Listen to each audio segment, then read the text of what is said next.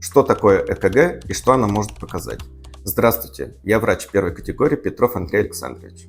Электрокардиография – это один из основных методов обследования в кардиологии. Он также еще считается скрининговым. Скрининговым значит, он дешевый, и с помощью него можно определить очень много заболеваний, такие как гипертрофическая кардиомиопатия, в этом случае мы увидим высокие зубцы на электрокардиограмме. Мы также можем выявить очень много различных видов аритмий, нарушений проводимости сердца, такие как фибрилляции предсердий, АВ-блокады. Также можем выявить синдром Вольфа-Паркинсона-Вайта, синдром Бругада и так далее. И каждая именно эта патология имеет характерные паттерны, характерные признаки на электрокардиографии. Но, к сожалению, электрокардиография – это не такой метод обследования, который может выявить и другие патологии. Поэтому и существует эхокардиография, холтеровское мониторирование и суточное мониторирование артериального давления.